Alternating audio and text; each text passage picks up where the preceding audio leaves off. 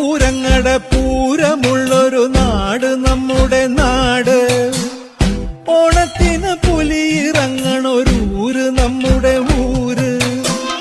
ഇപ്പറഞ്ഞ നാടിന് കരയേഴുമൊട്ടുക്ക് പേര്. കാണണമെങ്കി കാണണം കടി തൃശ്ശൂര്.